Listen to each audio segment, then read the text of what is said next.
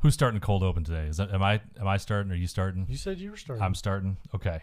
I was thinking about cold opens the other day. Okay. Why? Because I'm sure you as well are a big fan of the TV show Friends. Yeah, we were talking about that earlier a little bit. It is the comfort show. Like, if there's nothing else on as we're going to sleep or we're just sitting there scrolling our phones, Friends is on. Right. Yeah, it's like it's the background noise for our generation, it is. Basically. That and Seinfeld, although I feel like Friends is a better background noise episode. I'm not sure why. Seinfeld has a level of, there's like about an 8-year gap between those. Mm-hmm. And Seinfeld is a lot more sexist and a lot more old school culture. I mean, than what's allowable today. I mean, they all started in the 90s and proceeded on to, well, Seinfeld was done by the late 90s and Friends kept going. There's a lot of stuff that doesn't work nowadays. No, a lot. Friends started in 94 and quit in 2004. Seinfeld started in like 87. No. It was like 90. They did 9 seasons. Seinfeld went off the air. Oh, it was 88. Maybe it was 88. 88 to 97. And by the time you got from 94 to 2004, things had changed. And since then, 2004 to 2025, things have drastically changed. Like there's an episode of Friends where Joey says somebody's slutty. And I'm just like, I don't think that even works anymore. There's that undercurrent of like, the male homophobia stuff in Friends that's pretty pervasive throughout the series. It's, it's all pretty light compared to, some of the real hardcore, like, prestige TV today, but still. But I was thinking about this because I know Friends didn't invent the cold open. But one of the things I noticed is I can't remember the way their cold open goes is open scene, little bit of intro music. You see the group. Sometimes it just cuts straight to the group. They're talking, they're doing whatever. There's a scene, there's a joke, laugh track, and then hard cut to the intro music. Which, like this show. Well, kind of like this show. But it's the laugh track into the intro music that I feel like every single laugh track sitcom today does this. And I don't remember a laugh track sitcom doing that before Friends. Did they invent the modern cold open? No. It was Saturday Night Live. It was okay, but Saturday Night Live invented the cold open, but was always like intro into it was like, hey. No. The cold open was a thing back in film noir, and that's Quentin Tarantino is a big cold open guy. Okay. And he picked it up from watching TV shows of the 70s and films from the 60s and 50s. All right. So it's not new, but I will say the cold open on SNL is iconic now because the news goes off, the local news goes off, at least in our region, and SNL fades up and there's a little bit of a laugh track that they play and then they go into their first bit and then it's a live audience. That's true. Okay. All right. I'll stand corrected when I'm wrong. But they've been doing that since the 70s. Okay. I was just thinking that the end of the cold open with the joke at the end, like if we're gonna do a joke into our into our theme music now, it would be like, all right, so could I be any more wrong?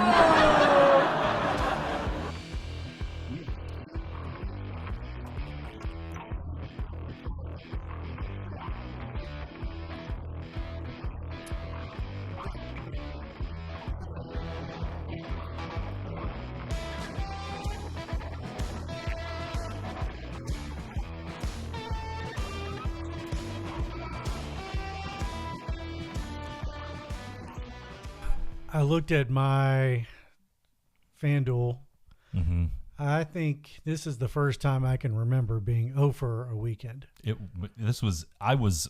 But the football, however, was really compelling. A lot of it was compelling. Starting with the Thursday nighter where Buffalo, I didn't know if they were going to wake up. I had them like -6.5. And we're talking, you're watching the game. I might have been on the treadmill or doing something, and you're like, well, the score is so-and-so. And I was like, what the fuck? What are you talking about? They do this. The Bills do this a couple times a year. They get, and it's usually one of these division games with the Dolphins or the Jets or sometimes the Patriots. They have, I told you earlier in the game, I was like, this is going to be a Milton Berle game. They did. They're going to take out enough to win. If you don't know what that is, folks at home, look it up. Look it up. That's exactly what happened. Mike McDaniel, as far as I know, is still the coach of the Miami Dolphins. He is today. Yeah. So then we get to Sunday, and we start with the Packers and Browns. Who knew that was coming? Where did that come from? I mean, I know the Browns have a really good defense. You could tell. I think there was a stat that like Jordan Love's his average length of pass was 1.9 yards. Average depth of pass was 1.9 yards at the pass line of scrimmage. It's crazy. All the scoring kind of came later. Yep. They finally get a touchdown. It's 10-10. And then the Browns block a field goal. And then seconds later, kick a field goal and win. And I think we can we officially take a little bit of the shine off of the Packers Super Bowl bus at this point? No, I'm not. I'm still. This was the Browns. It was a Browns home game. The Packers have played well. I think they had an off week. I think the Browns defense is really good. I'm not worried about the Packers. Okay. I mean, I'm not worried about the Packers. All I'm saying is that like after 2 weeks, there was talk of like, oh, the Packers might be the best team in the league. I don't know that I don't know that they're not. I don't know that you can have an offensive stinker like that. But I don't know who the best team in the league is. Then if it's the Bills, then they scare me a little because their defense is so bad. I know. I have a hard time saying the Bills are the best team when you put up a performance like that. Although it really could have just been they did what they needed to win on a Thursday night, and those Thursday night games always get weird. I agree. It might be the Eagles. But let's move on from this. Okay. The Bengals go to the Vikings. Well, the Colts are the most unimpressive 3-0 team in the league. They beat the Titans 41-20 in Nashville. Good for the Colts. I don't think it lasts. My Bengals. Oh. I need to take some. Are you okay? No, are you okay? I'm not. How are you doing? Because I want you to be okay with this, and I know this is tough. I watched. There are people on the inner sphere today talking about it's time for Jameis Winston. I'm like, a Browns. Have you lost your mind? Have you all lost your minds? A Browns fan that I work with, I introduced him to the podcast today, and he sent me a fucking meme of Jameis Winston on the phone. Please tell me this is Mark. Was it Mark? No, it wasn't. Okay. So the Bengals go to Minnesota, and the wheels come off, and they get the fucking dog shit stomped out of them. And I don't know. If they get Burrow back at 7-7, can they win? I'll say this about that game. Once you go down by like 24 in a game like that, and you've had that rash of turnovers, I don't know how much counts after that, because at some point the give a shitter just got turned down, and they were done. I mean, they knew they were done. It was in Minnesota, right? It was in Minnesota. Okay, they knew they were cooked. Because once they gave up, had 2 touchdowns returned, 2 turnovers returned for touchdowns, they just kind of looked like, yeah, this isn't happening. Well, that was because you can't play from behind with Browning. No, you can't. Well, I don't know if you can play from in front with Browning. Aaron Rodgers looks pretty okay. He looks okay. I don't trust the Patriots. They beat them by a touchdown. The Eagles might be the best team in the league. They beat the Rams, who I think are really good, 33-26. It wasn't home for the Eagles. That was a crazy end to that game too. Okay, let's talk about this first. Talk about these endings, because there are a couple of these. we were okay. So this is the scenario. I was at home. Our daughter was home from college for the weekend. We were getting ready. She was getting ready to leave. I was watching the end of the Packers-Browns game. The Packers are like coming down the field. They're doing their thing where they're setting up for the field goal. They're getting ready to kick the field goal. I go outside. I'm like, well, this is over. You know, they're going to kick this. This is an easy field goal. They'll kick and win. I go outside to like check my daughter's tires on her car. I come back in 5 minutes later. The Browns are celebrating a victory, and then they're cutting to replays of the Eagles blocking a kick and returning it for a touchdown. Yeah. And then they're cutting to another blocked kick and touchdown. In what was the other game? There was 3 games within 12 minutes where a kick was blocked and 2 of them were returned for touchdowns. Was it Eagles Rams? Well, Eagles Rams was the one that I saw that I was like, wait a minute, what's going on here? Oh, that was the second blocked field goal of the fourth quarter. Right. Baker Mayfield had a comeback victory over the Jets. Yes, the Jets blocked. That's right. The Jets blocked a field goal, blocked a Tampa Bay field goal, and then they came down and kicked, and then I think Baker took him down and kicked another field goal. So yeah, it just went. It was like that was when I was like, this is gonna be one of those weeks where I'm just like mentally exhausted by the end. I had bets just fall apart in 12 minutes. I was 0 for the week. I'm not kidding. I had like 7 or 8, maybe 9 plus my picks here. Mm-hmm. Just different little things. We talk about this all the time. We'll be watching games and texting, and one of us will say that was too cute. Mm-hmm. Like you get down and it's 3rd and 1, and you run some sort of reverse bullshit thing. Yeah. And it gets stuffed. Yep. I got too cute this weekend. Just too cute by a third, too cute by half, maybe. Like, I think one of the games I did get right was Bucks and Jets, and that was just a money line. That was one leg of a parlay. That was off menu too. That wasn't on your official picks. Oh, no, let me see. Maybe it was. We also had like. Yeah, you had the Bucks. You had the Bucks in a couple things. Green Bay killed everybody. True. We had the Raiders maybe being a little cutesy coming across the way, and we didn't know if Jaden Daniels was hurt. We didn't know if their defense was any good, if they had some injuries or whatever. They beat the Raiders by 17. I saw a shocking stat on the Raiders on their offensive line. Their offense has been Geno. Look, whatever you think about it of Geno, he's been competent for the last 2-3 years now. Yeah. On the Ringer, there's a great article that Austin Gale writes every Tuesday. It's stats that reveal the truth of whatever the week is. 59% of Geno's dropbacks, he faced pressure. Okay. Jake Browning was in the same boat. 68% of Ashton Genty's carries, he's hit at or behind the line of scrimmage. Ashton Genty has 144 yards rushing this season on 47 carries. He has had 146 yards after contact, which means he's been hit in the backfield. He's been basically hit at the line of scrimmage. He's been hit within like 1 inch of the line of scrimmage on every single carry on average. That's absurd. That's how bad that offensive line is. And man, that's one of those things that like you're not fixing. You can't overcome that. That's going to be a problem for them all year. And that makes me think, man, they might be a constant bet against. Like if you can get good odds on them this year, the rest of this year, take them. You know what though?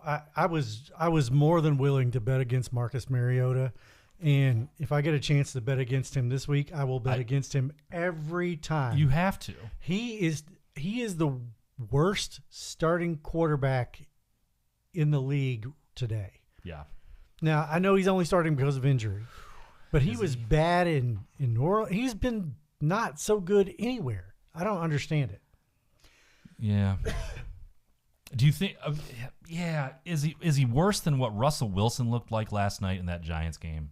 In the Giants and Chiefs game. We'll get to that in a second. Okay. Because he's been benched now. That happened today. How many bets did the Falcons kill me? Oh gosh, Falcons killed you in 2 of your 3 weekly picks. Yep. I didn't have them in any of mine. I wasn't super comfortable with Atlanta on the road, but I know. But I mean, who had Falcons getting shut out by 30? By Carolina. Who may be one of the worst teams in the league still. Does that put Atlanta? Are you like can't trust them for can't trust them for the rest of the year? We're going to talk about this in a minute. We're going to talk about who can you trust, because I texted you and said, what's the easiest guarantee? Give me 4 easy guaranteed games, because I couldn't find them, and you're like, I don't know. Yeah, I mean, this early in the season too, we know so little that like the teams that are obvious like early season juggernauts, your Bills, Gosh, I'm having trouble even thinking about. There was Bills, Eagles. There's no value. Right, there's no value on them. I couldn't pick the Eagles this weekend because I really like the Rams. The Bills, there was no value. And there are just not that many teams I trust. I was going to trust Cincinnati, and you can't trust Cincinnati. No. I was not high on the Chargers. They're 3-0. I think the Chargers are moving into trustable territory now. I think the Bears were actually really pretty decent this weekend. The Bears were very decent. Now, but man, the Cowboys are beat up, banged up. The Cowboys aren't just beat up. The Cowboys' defense is atrocious. The least trustable team right now in the league to me is the 3-0 San Francisco 49ers. Oh no, you can't. Don't put any money on them. I can't bring myself to bet, even though they beat probably the other good team in the division. Yeah. Beat the Cardinals. They were at home. Yeah. They lost Bosa. They just found out today they lost Bosa to an ACL. Oh, he's done season. Oh. Gone. I had not heard that. Yeah. So every week breaking they're losing. News, Joey Bosa's out. Yeah. I'll break some more news. Christian McCaffrey's going to be out at some point. This is just how it goes. The fact that you've got this many people, this many players for the 49ers out, and none of them are Christian McCaffrey yet. Where can we bet on this type of thing? I don't know. Christian McCaffrey over under week 6.5.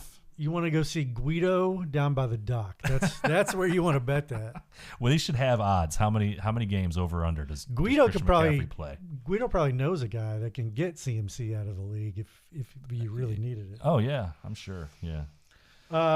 Anyway, overall thoughts on the betting weekend. It was horrific for me. I got too cute. I had the Giants. Oh my gosh. I had the Giants in that Monday nighter. I didn't believe in the Chiefs. I still don't believe in the Chiefs.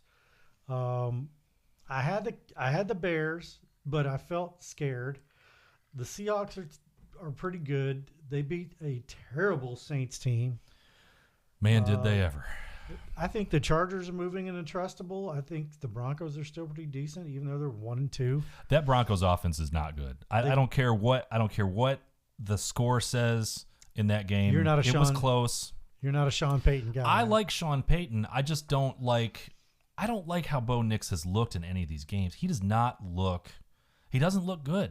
Right. If anything is holding that offense back, it might be Bo Nix. I mean, they don't have a running game right now, but is part of that because Bo Nix is the quarterback and they know everybody knows. And look, the Chargers have a great defense too. So there's no telling. What I'm telling you is I watched that Chargers Broncos game, and that was not as close as the score indicated. That could have been a 17-point win for the Chargers. Okay, so let's roll this forward. Okay. Who do you trust? Who do you trust? I think you can trust the Bills. I still think you can trust the Packers. I agree. I think that was a fluky game. I think you can trust Philly. Would you trust the Rams at this point, even with that loss yesterday? Because until Philly did work their magic at the end of that game, they scored all their points within the last 10 minutes, 11 minutes of that game. Yeah, I still like the Rams quite a bit. Okay. I think I'm trusting the Chargers now. I agree with that. So I've got Bills, Packers, Philly, Chargers. If we're trusting somebody to be bad, do you trust Dallas to just not be able to stop anybody? I don't trust the Saints. I don't trust I trust the Saints to be bad. I trust the Cowboys to be bad. Well, they've lost CD for a month now. I don't think the Raiders are very good. No, the Raiders are those offensive line stats made me stop and think, man, it's going to be time to go against them until they prove otherwise. I actually still kind of like the Texans, but I trust the Titans to be bad. I trust the Giants to be bad. Russell Wilson, he throws for 450 1 week and comes back and looks like a shell of himself. They're 6.5-point dogs at home to the Chargers. Is it time to have? We've gotten through the people, the teams that we know are bad and the ones that we trust. But one that we haven't talked about yet is Indy. Is it time to have the conversation about whether Indy can be trusted? I mean, you think about who they've played. Not very good. It's not very good. I mean, the only team that you can say is reasonable is the Broncos, and I think they are on serious fraud watch now. I think the Rams are going to smoke the Colts. Okay. On Sunday. Where is that game? It's in L.A. The Colts are 3.5-point dogs on the road. Give me the Rams and lay the 3.5. I agree. I think that should be 6 or 5. 3.5 feels. I mean, I don't know, man. Jonathan Taylor is in. Here we go. Jonathan Taylor is in like Derrick Henry mode. Who we're gonna have a conversation about Derrick Henry in a second too. Jonathan Taylor is on fire. Their offensive line is good. Dimes he still hasn't turned the ball over. They didn't punt until garbage time in the end of that game on Sunday. I don't know, man. I mean, they haven't really played anybody. I mean, they've played Tennessee and Denver, and who did they beat in week 1? I don't even remember at this point. Oh, they beat the Broncos in that awful overturned leverage thing. I can't remember that. The field goal, yeah. Yeah. I mean, you can blame that on the refs all you want, but if the Colts really were who we thought they were at the beginning, before the season, they're not in the position to kick that field goal to win anyway. No. Not when we thought the Broncos were going to be. Now, when everybody thought, I didn't think. I'm going to pat myself in the back on that one, dislocate my elbow in the process, but because I don't think the Broncos are good. And so then you can make the argument that the Colts haven't beaten anybody. I have a $50 bonus bet on a bunch of teams to miss the playoffs, and the Colts are one of them. So I can't believe the Colts are any good. That one is on. It's on Live Sport because there's nobody in the South that's any good. And the Jags I have in that also in that. Yeah, get out the bilge pump because the hull is starting to flood. They beat Miami 33-8 at home. Okay. They beat Denver. Oh, that's right. On a fluke. Right. And we know about that. We know about that Miami team. That team is. And they went to Tennessee and smoked a bad Titans team. I just don't trust them at all. I think they're going to get smoked in L.A. The Colts. Yep. All right. That's interesting. We should probably take a break, but I do want to talk real quick about the other sort of juggernaut in the AFC that's supposed to be one of the 4 best teams. We'll leave that as a teaser.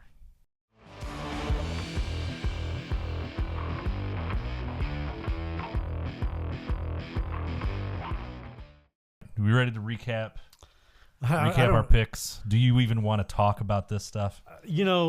I'll say this. I made the mistake early in the weekend. I sent you a message. And I was like, hey, I've got a little 4-team parlay in college football. And you're like, oh, okay. I'm like, whatever. And I was just like, yeah, I just thought I'd dip my toe. And I did the typical thing that I do, which is a money line parlay. And this was a 4-teamer. And these were like 6-7 point favorites. Mm-hmm. And 2 of them went down. Well, you're going to have to tell us who they are first. Oh gosh. Because I was just as when you said that I don't do a lot of college football gambling because college football seems to be a lot more variance in college football than any place else. But even the teams that you picked, I thought, that's pretty safe. I might sprinkle on that. Wisconsin. And I did not. Okay, this week was a weird week too because there weren't a lot of marquee games. like there were just a couple of good games, and it was kind of like the first off week for a lot of the college teams. So I had Maryland at Wisconsin. Wisconsin was a minus 306 favorite. I had Arkansas at Memphis, and Arkansas was a minus 241 favorite.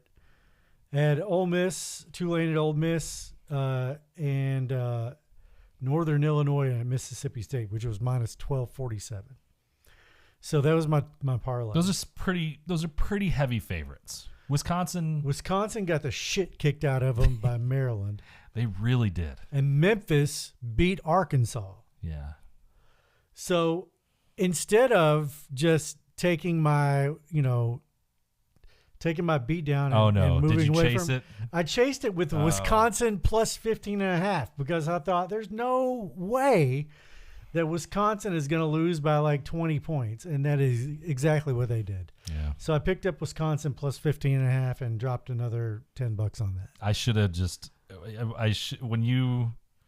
if I'd known that I would have called 1800 Gambler and just conferenced you in. Been like, listen, I got my buddy here. He's already gotten housed on Wisconsin, and he's trying to get housed a second time. I did. He needs help. So then, we also have to cover too, though. You initially had Clemson, who was a 7-point favorite at home against Syracuse. You were originally talking about Clemson at one point, and you didn't end up doing Clemson. You did Wisconsin instead. No. Clemson also got destroyed by Syracuse at home. Clemson, who was like a preseason college football champion discussion, is now looking like we're on Dabo watch because he's gonna be he might be out. It might be over for Dabo. And Syracuse hasn't been good since the quarterback they had, McNabb. Donovan McNabb. Thank you. I don't know. They've had their ups and downs since they've been in the ACC, but your instincts just overall were poor for college football. Mine are generally. I'm not saying mine are better. No, my instincts were bad all weekend. Like I had the Packers minus 3.5 at Cleveland. That was a loss. Man, I keep riding Tampa. They keep winning, but I had the Falcons minus 3.5. I was only 33.5 points off. I had Green Bay. I had Tampa, Seattle, and Kansas City in a 4-legger with Green Bay. Destroyed by Green Bay. I had Green Bay, Tampa, Vegas plus 3. Nope. Got too cute with Vegas. I had Cincinnati in a money line. Yeah. God, I had New York Giants in a money line. It's ugly. Let's go actually through your actual week 3, or like our official picks. Look, we all got housed. Yeah. I had one thing that hit the entire weekend. That was it. And I had a lot of stuff out there.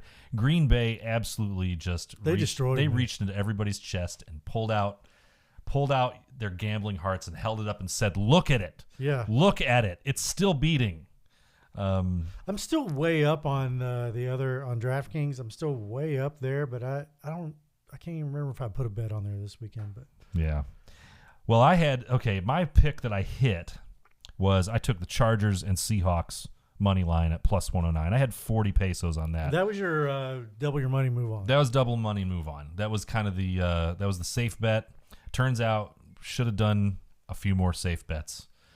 Who didn't think the Packers were safe? I see. That's the thing, because my other pick was Buffalo alternate line minus 6.5, Green Bay alternate line minus 2.5, and then Philly money line minus 174. Buffalo and Philly were okay, but Green Bay, even if they'd kicked that field goal at the end, it's still don't think they would have covered. So. All right, what were mine? You had Atlanta, Cincinnati, Houston money line that came out at plus 542. That was a disaster. That was an unmitigated disaster.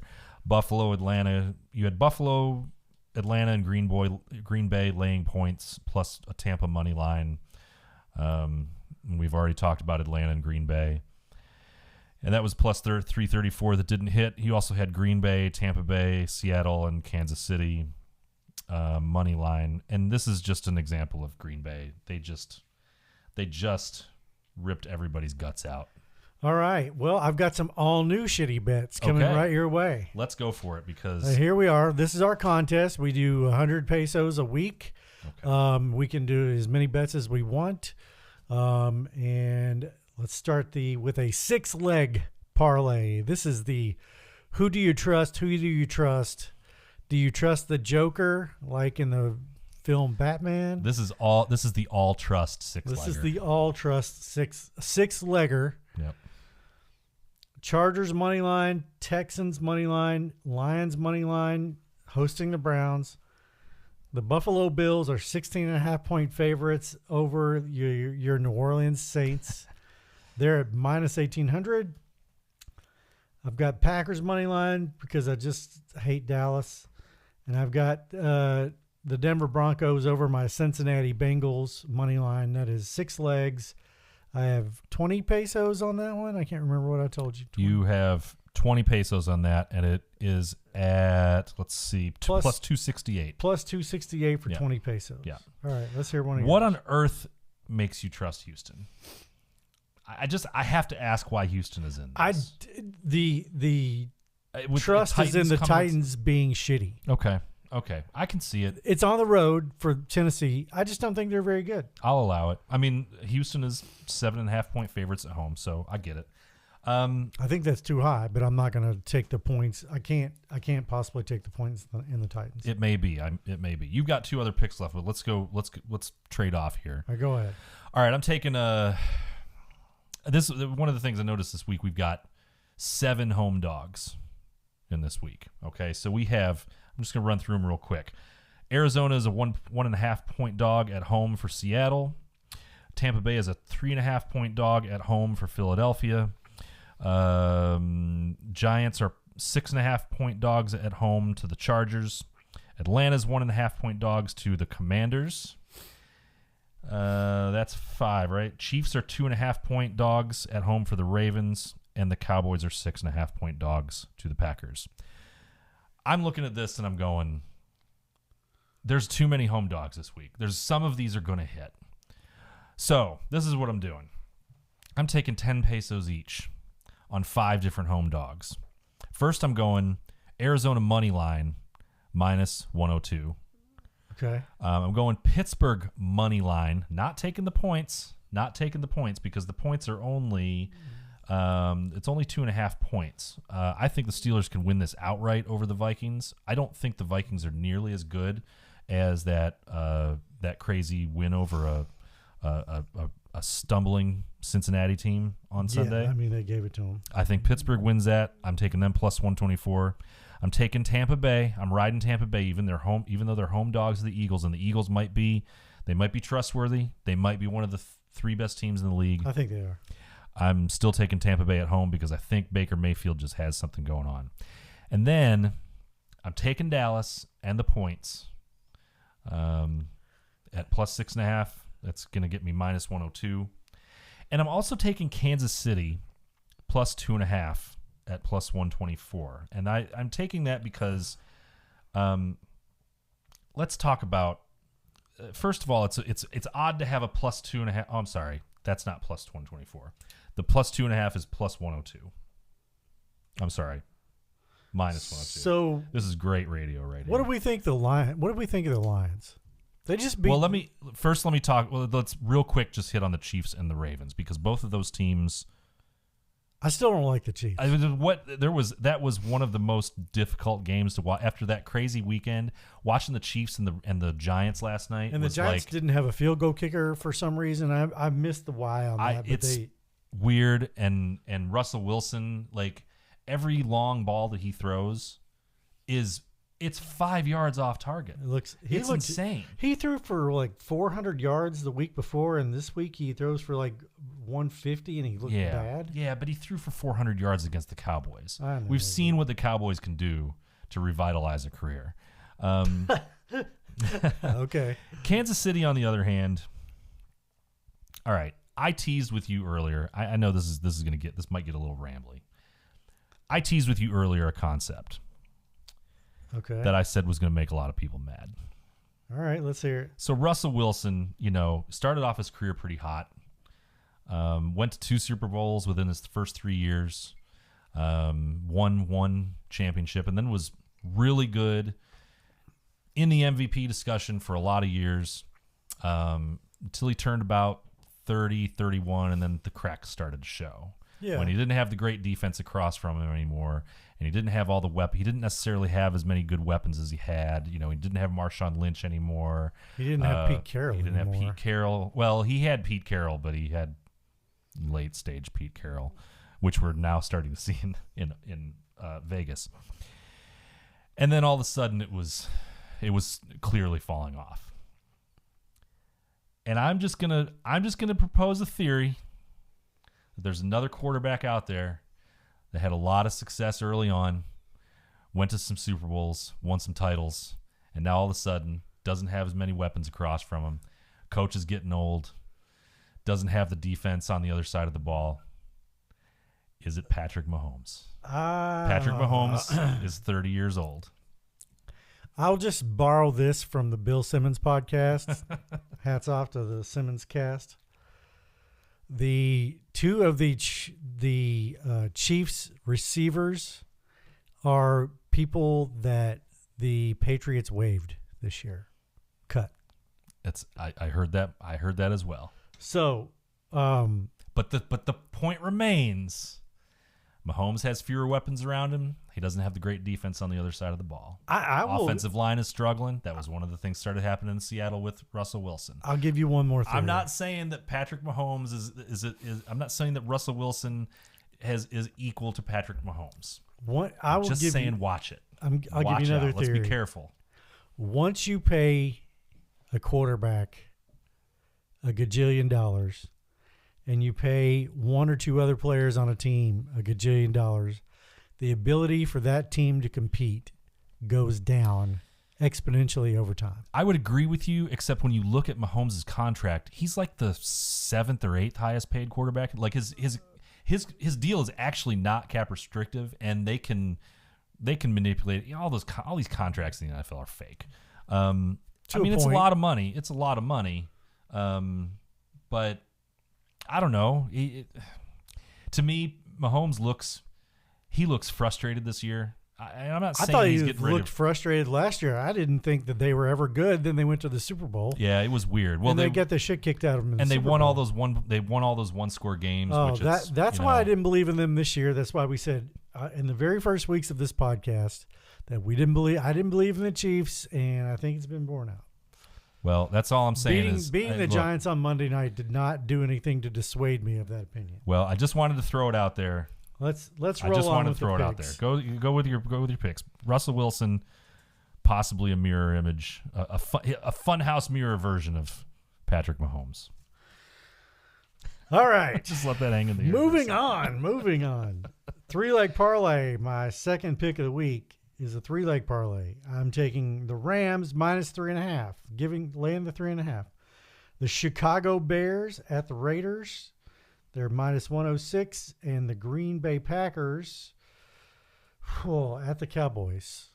They weren't so good at Cleveland, but I've got them at the Cowboys -335. That gets me to a total of +377. I mean, we already saw what the Cowboys offense or what the Cowboys defense can do for your day. They are so bad, and that's a get right game. If the Packers were not right, I mean, there's a possibility the Cleveland defense is just the Browns defense badass. may have been the best unit on the field. They might be, and Myles Garrett is an absolute game wrecker. Like there's nobody else like him in the league. I'm willing to give Green Bay a pass. I mean. They were lined up for a game-winning field goal. What are you going to do? You get the ball, true. You get the kick blocked. What was that? It was +377. How many? I put 40 pesos. You put 40 pesos on that. Yeah. All right. Why? What makes you take the Bears on the road? I'm just curious. I don't think the Raiders are very good. Okay. I've seen enough of the Geno Smith experiment. I don't think Geno's bad, not at all. But I have seen him make some throws that are just like, I don't know what you're doing. And didn't you just say their offensive line is just a wreck? Their offensive line is an absolute mess. It might be the worst.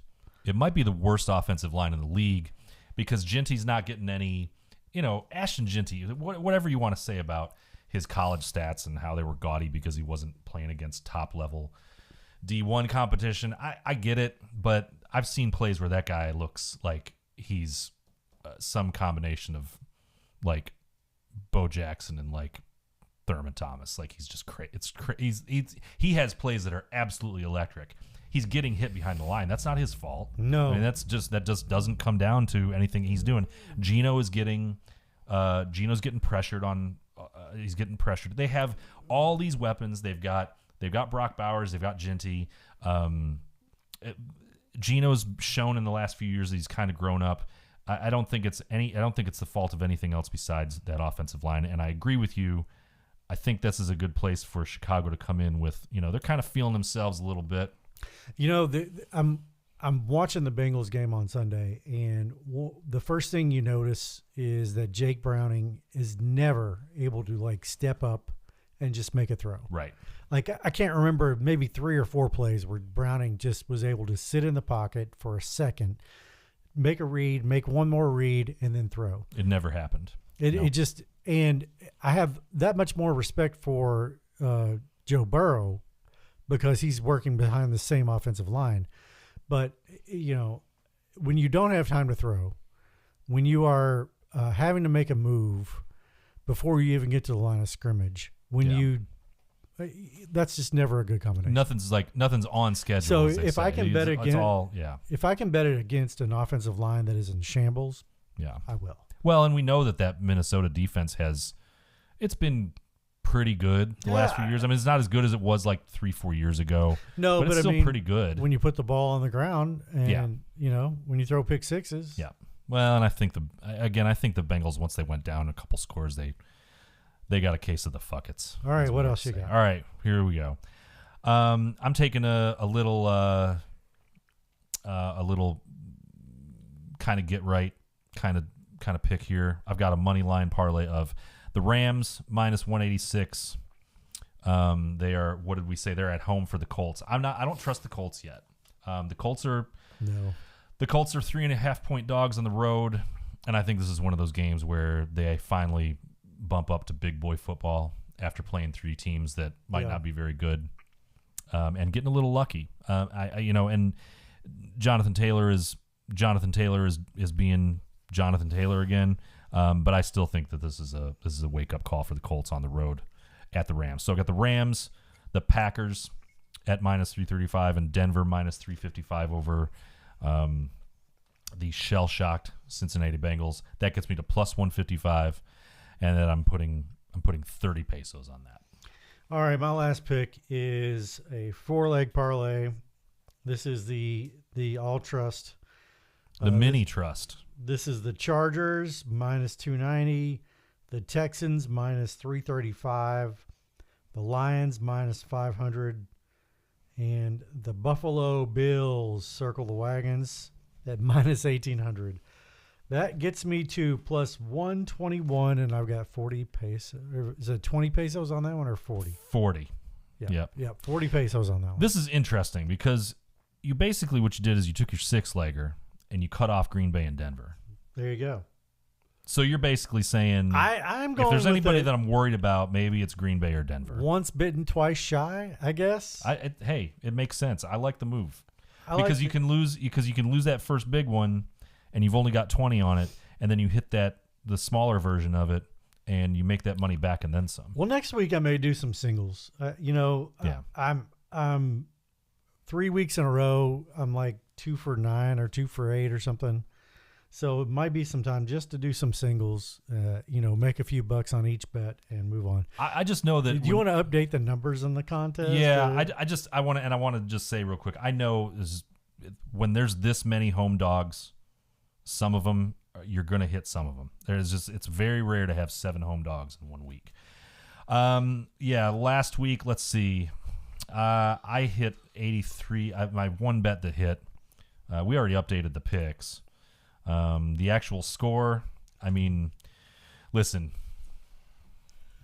don't bet the house on what we're doing right now. Right? Okay? No. In fact, we don't have it figured out. We said this in our. If anybody watched the trailer episode for this podcast, we said we might suck at this, and you might get into a situation where you can just go against what we're doing all the time. So far, and you'll be fine. So far, the official picks. So far, I've hit 2 picks out of, let's see, 2 picks out of 8, and you've hit 1 pick out of 7. So look, folks, we're both in the negative in the contest. I'm actually already starting to figure out, like, I'm looking at different Bills hats because the punishment, the loser has to wear the other person's favorite team. I'm trying to decide if, like, I'm gonna order you a new hat, like a fresh one, or if I'm gonna get you like an old. Are you gonna have to wear like my retired Buffalo Bills one that's like it's been worn for mowing the lawn for the last 2 years, and the headband smells like vinegar and it's just gross. I don't know. It's crispy to the touch. The 1-800-GAMBLER game of the week. We should cover that. Yes. 1-800-GAMBLER game of the week is Jets at Dolphins. This is a Monday night snoozer. Oh my God. I'm telling you, I'm going to be tuned in, but only because I hate myself. No one has any business betting on this game. These teams are terrible. There's no telling which way it's going to go. This is an all-time stay away. And we've had some all-time stay aways the last couple weeks.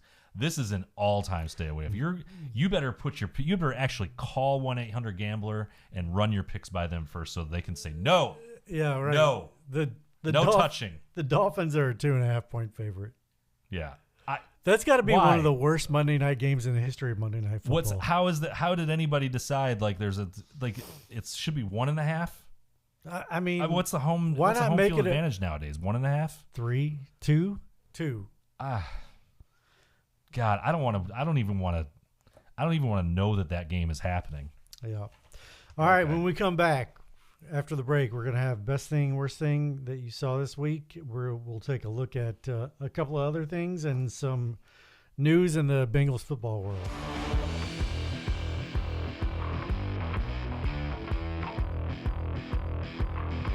So we like to do the best thing you saw, the worst thing you saw. That's one of our regular segments. And I don't know if you watched any of the CBS pregame show, but they're celebrating 50 years of the CBS NFL pregame show this year. Yeah, I heard. And they had Brent Musburger.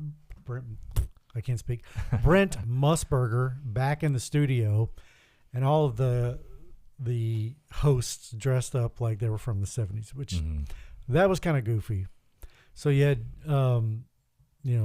Nate Burleson, and you had Bill Cowher, and I think they had, the Falcons quarterback that lost the Super Bowl, and they were giving him a hard time about that. But anyway. Matt Ryan? Matty Ice was on there? So I have not watched an NFL pregame show in years. So they had them in the big virtual studio where it's basically all green screen, and it's green screen. So they made it look like it was old school. And Musburger brought out this. They had a picture of him in this hat. I think he's a Falcons fan or was a Falcons fan. He had an old Falcons hat. Well, he's from Georgia, isn't he? Yeah, from Georgia? So. Okay. So. Yeah, he's always been like a big Bulldogs, and he's always done SEC games. So he was giving Matt Ryan a hard time about losing the Tom Brady Super Bowl. I mean, as you should, I would say. So that was one of the best things I saw, because that was really cool. It's hard to believe that the NFL has been this mainstream for 50 years, and Brent Musburger was a big part of the early days. There's a documentary out that chronicles the early days of that show and how it kind of changed and who was on it and all those kinds of things. But I was reminded that I saw this on YouTube some months ago, but the 1977 Open for the CBS football broadcast. Did they use that on Sunday? They didn't. Okay. Because I think they're embarrassed by it at this point. Because if you haven't seen this, you can go right on YouTube after you look up Bet Small, Lose Small on YouTube and Google the 1977 CBS NFL Open. And what it is a series of personal fouls. Brown 45. Brown 45. Hot, hot, hot, hot, hot, hot.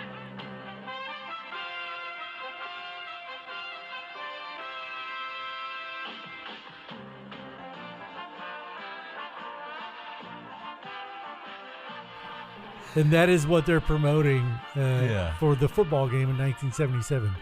And I was just one of the worst things I saw this week was watching that open again.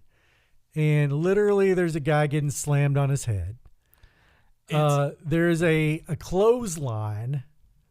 There's another guy getting stomped on the ground. It's literally stepped on. Yeah. Yeah. And probably intentionally, I would say. Absolutely. Yeah. And it reminds me that this game is hard. Well, the funny thing is that they would. So you say they did not use it during. They did not use that during. Okay. That was the open for the games. It wasn't necessarily the open for their for the pregame show. Which, okay. So they really changed the face of football 50 years ago, and this is when the NBA was still on tape delay. Okay, Oh, yeah. So you have to understand the landscape of sports. Mm-hmm. This was the first live pregame show. And Musburger comes on and he does, we're live in Indianapolis where Indiana Jones is taking on, and they show, a live wide shot of the stadium. And it's very old school. It made me a little nostalgic for my childhood when I'm watching the Browns with my granddad, who was a big Browns fan back in the Bernie Kosar. That was the part I remember. Oh gosh, that's a throwback. The James Brooks and Boomer Esiason era of the Bengals when they went to the Super Bowl, and they went to the '89 Super Bowl, the '88 season. Those were the early Jim Kelly days. That was coming right out of the out of the Bills funk from the '70s into the '80s. And I do remember watching Ken Anderson. I remember going to my aunt's house. I didn't know why we were going, but in 1982, I guess it was 82, when the Bengals played the 49ers the first time in the Super Bowl, in their first Super Bowl appearance. And it was Ken Anderson. And I remember doing the pregame introductions. I was like, I've watched a little bit of football. My dad was not a sports fan, but my uncle and my cousins and my granddad were huge sports fans. Okay. So that's how I got into it, even as a kid. Yeah. I had, it's funny the pregame thing, because I never watched, when I was a kid in the 80s, I didn't really watch a lot of pregame shows. Growing up as a Bills fan, you're born and you come out of the womb and they wrap you in a Jim Kelly jersey and they put a hat on and they say, we have another one. Yeah. And so my dad was like, we're watching the Bills, so we don't have to watch the pregame show. What do we need any updates on other games for? And we would go to church a lot of times, and my dad was like, it's fine, just get me home by 1. But I do remember the era when we morphed into ESPN's NFL, the game, what was it called? Pregame. What was their pregame show with Berman and NFL Primetime? NFL Countdown. Yep. And I really liked that show too. I really liked that show because that was not fluff in the early days. We've been living in this era now. I have encompassed all of the ESPN era. It came on the air, and here's the book. Mm-hmm. It came on the air in '79, I want to say. Something close to that. George Grand, who was the Reds announcer, was one of the first people to appear on there. And I remember the Tom Mees days and the early Berman days and the Australian rules football days. But it's gotten to a point now where it's almost unwatchable.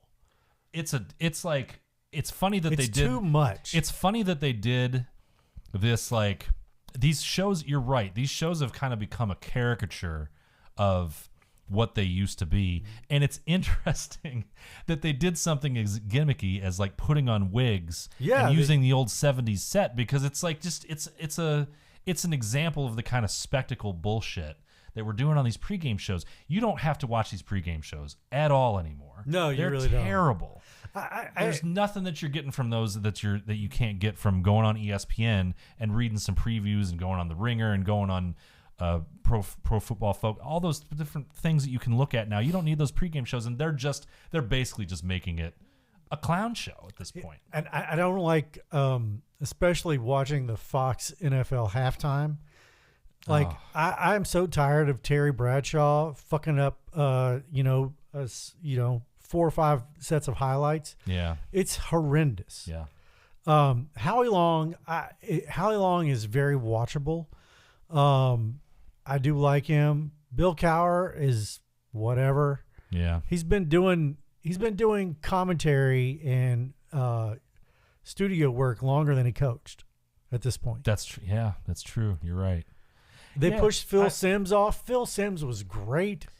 And they've got they throw to Gronk, who says something stupid. Gronk can barely speak. Gronk doesn't say anything. He looks like a deer in headlights every time he gets. And I've caught little things here and there when I'm like flipping through and seeing like what game is going to be on the local channels or whatever, and I catch a little bit of that. And it always cuts to Gronk, and he's like, "Yeah, I have so much respect for Merlin Olsen, who was a player turned broadcaster.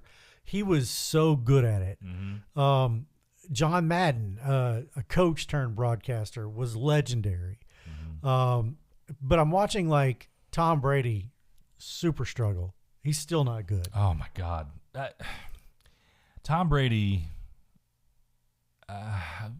first of all, I mean, we don't even have to get into the whole whether it's even fair for him to be doing these games. Not. He shouldn't be doing the games. The thing, I just, if you're a Fox executive, are you looking at that contract and going, uh-oh, this is way too much money. Have we really screwed up here? Because it's not like any announcer is drawing eyeballs on the screen, right? I don't agree with that necessarily. If I'm interested in the game, I'm going to watch whoever's announcing. Yeah. Like a couple weeks ago, we had those awful Bengals announcers. Mm-hmm. But I like watching Jim Nantz and Tony Romo. Yes, Nantz I really like. Great. Romo is fantastic. Romo's thing where he was like predicting plays. The further he's gotten away from the game, the more that's kind of fallen off. But he's still great. He's good at it. Yeah, he's still really good at Moose it. Johnston is still great. Yeah. Greg Olson is absolutely awesome. Greg Olson got hosed by the Brady deal more than anyone else because he was really coming into his own, and then all of a sudden he's the B team. But those players that are on those pregame shows and those halftime shows, other than Howie Long, I just can't stand him. Jimmy Johnson is he's like an old man at this point, and so is Terry Bradshaw. Yeah. Well, and they cram 6-7 guys onto these sets now. Yeah. And you've got a halftime that's 15 minutes long, and they do this in the NBA too. They've got 6 or 7 people on these sets, or like in the NBA's case, they'll have 4 or 5 or whatever. And you've got like between all the commercials that they run at halftime and all the people that are on set, everybody gets like 18 seconds to say something. It's not very much. And you can't make a point in that time. I don't think so. Either. It's like, well, I think the Browns are looking a little good here today, Terry. As my wife is watching, if I've turned on the games and that's on in the background, she's like, sports ball, sports ball, sports ball. That's what those halftime shows have become. And the worst thing on television is the halftime coach interview. Oh my God! We sports balled hard, and the defense needs to play better, and the offense needs to play better. Thank you. Yeah. It's the worst. We're happy with where we are. I think you can score more points. Right. I mean, and Belichick was the worst. But I was watching that CBS Open, and I'm watching all these horrific penalty fouls, and today Rudi, we're recording this Tuesday, the 23rd of September. Sounds about right. Bengals running back Rudi Johnson died today. Okay. It was announced. I saw it on TMZ of all the places, but the TMZ take on this was he had been battling mental health issues, CTE. He was only 45, right? He was 45. Yeah. He was Player of the Year at Auburn, SEC Player of the Year. He was great at Auburn. For reference, I'm 46 and you're 51. Okay. So Rudi Johnson, it appears that he may have taken his own life, a la Junior Seau. Yeah. And I'm watching these older games, and some of these hits are so bad. Yeah. Ronnie Lott was a headhunter back in the 49er days. Yeah. He would take your fucking head off. Oh, yeah. Just for, like, looking at it. For sport, basically. Right. Now, no pun intended. He was doing it because he was trying to make a point. Yeah. Yeah. And I'm watching those, and we talked a little bit about this maybe last week or a couple weeks ago. Yeah, Jim McMahon, can barely remember his name, and the toll this game takes on guys. We love betting the sports, we love watching the games, but you're reminded that these people are human beings. I used to work with a guy in Cincinnati named John Popovich, who was a great storyteller and a great sports broadcaster at Channel 9. No relation to Greg? No relation. Okay. And John used to host this show with Rudi Johnson, where Rudy would come in and they would just ask him questions off the top of his head. And they did it for 3 or 4 years when Rudy was popular. And Pop said that Rudy was always dressed well, always on time, always very nice to everyone, and never wanted the questions ahead of time. He wanted to be open and honest and respond as best he could, without throwing his teammates under the bus. That's respectable, yeah. And Rudy spent most of his post-playing career helping people on and off the field. And it turns out he has CTE.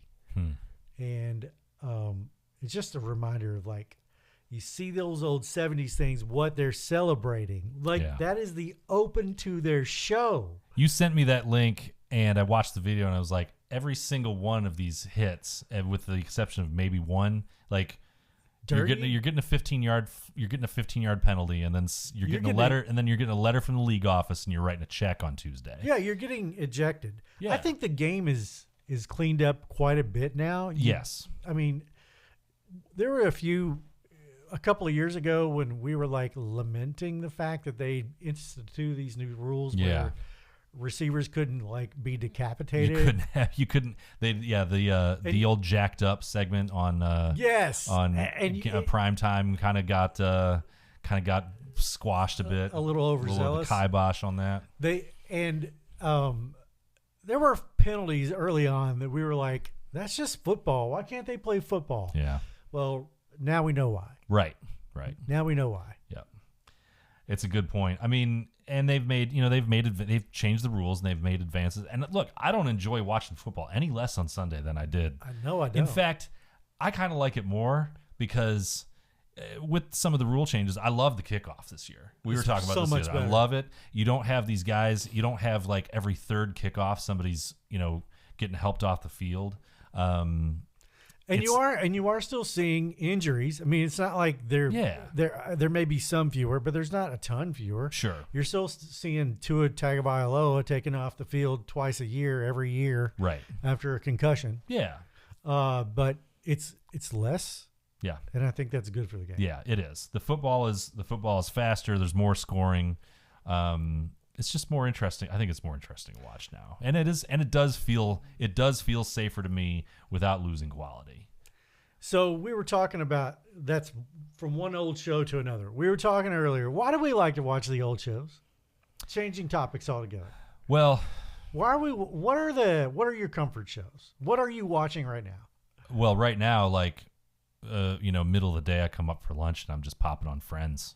Because it's good background noise, you know. Now I'll get into a documentary or, I don't watch a lot of new TV shows unless it's something that's like really, really hot, Like I'm looking to get into that show Task or whatever. On HBO? Yeah, Mark Ruffalo. Yeah, but I'm saving it for a time when I can sit down and actually watch it. Like my background noise is Friends, it's Seinfeld, it's Everybody Loves Raymond. Oh man, yeah, I don't really like that. You don't like that show? It's fine, but like Modern Family is another one. Modern Family comes up on our TV sometimes too. Parks and Rec, that's one that we watch. I used to watch The Office all the time. Yeah, and my wife hates it. Just really hates it so much. Well, now you can only get it on the cock, so I don't. We haven't watched The Office in a while, and we don't do any live TV, so we don't get it on there either. So we watch Parks and Rec. We'll watch Big Bang Theory. I know you don't like that one. Pass. But so, do you watch some old TV shows? So I guess do I watch? Erin will go through phases where she wants to watch, like she just wants to have Golden Girls on in the background. I like Golden Girls. Man, that stuff is rough that's too. old. Yeah, there's some stuff that doesn't work today on that show. Night Court. Night Court. No, I haven't watched a lot of Night Court. Cheers. We went through a Cheers phase. That is one that I have not sat back down and watched because I loved that show so much when it was on. Yeah. And I had the finale. I still have the finale on VHS somewhere. Yeah. And still think about that was the same year that Johnny Carson went off the air. It's one of the greatest finales, the greatest TV series finales of all time. But I think there is a part of remembering how you were then. Yeah. I still like to watch Singles every couple of years. Oh, sure. And Swingers probably every year. Yeah. Yep.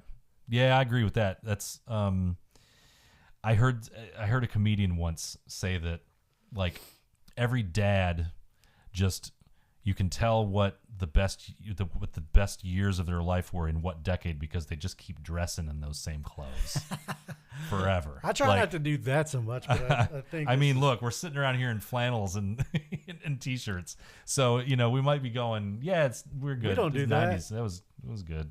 Yeah, the 90s were good. Yeah. Speaking of singles, did you know that there's a theory that Cameron Crowe, who did Singles, who was the director on Singles, was approached with an idea for a TV show that was a spinoff of Singles, and he was like, "No, I don't really want to do a TV show." And then 2 years later comes Friends, which if you look at Singles and you look at Friends, it's kind of the same concept, Singles except it's in Seattle.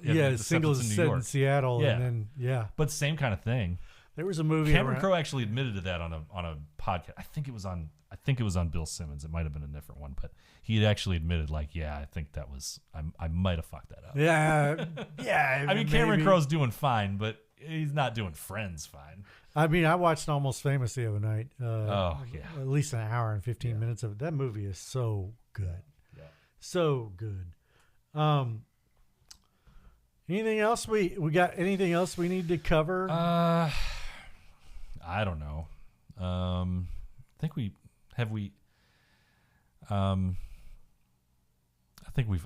do we talk about Tylenol at all? Do we talk about Gosh. There's so many things that we could talk about that I'm kind of like, maybe we should leave that to the professionals. I am I'm reveling in the lawsuits that are coming. Because they are the unforced errors this week, the Bengals, the Trump presidency, all of those, Yeah. There's going to be big lawsuits. I mean, listen, anybody that was another worst thing I saw. Yeah, anybody who knows me knows I pull a lot of my things are from both sides of the aisle, but I will tell you this. I agree with there's a lot of things I agree with in terms of the health push in this country. I agree that we shouldn't have tetrathiopyloxide in our food or whatever they have in here. It sounds like a good idea to me. A lot of those concepts are pretty good. We've had autism a lot longer than we've had Tylenol in this country, and I think we can both talk about this kind of thing briefly. I'm not going to touch on it a whole lot because I don't want to get the pitchforks out. But we have friends who have kids with autism. Yeah, you have one sitting right across from me. Yeah, so I was going to get into that. You have one within your family here. I think we can safely talk about these things without being insensitive. I don't know. I get a little annoyed because, and I don't want to get too deep into it, but I get a little annoyed because you say something dumb like this Tylenol thing, which is just so absurd on so many faces, and then what's the impact it has on the rest of trying to figure out what's going on? That kind of makes me worried. That was by far my worst thing that I saw this week. Yeah, that was when that came out. And we had a lot of bad things happen this week. This week was bad, depending on what your perspective is. When you have pyrotechnics at a memorial, you have jumped the shark. Wow. I'm not even going to go. I'm not even going on that. Well, that's fine. We can. But let me just say, for the record, Tylenol does not cause autism. I'm not an expert on the matter, and I don't have a medical background to stand on. But I'm gonna tend to agree with you on that. I'm going to go out on a limb. I'm going to go out on a limb and say that's probably true until there's real evidence showing otherwise. Yes, thank you. Yeah. Keep those fevers down, people. Don't worry about it. We'll be back next week. Yeah, maybe, if we don't get canceled. After that last 4 minutes. Wow. Ooh, that was a doozy. And I even started it. We'll cancel ourselves. I know. We'll see you next week on Bet Small, Lose Small. I'm going to get off here so I can go listen to Kim.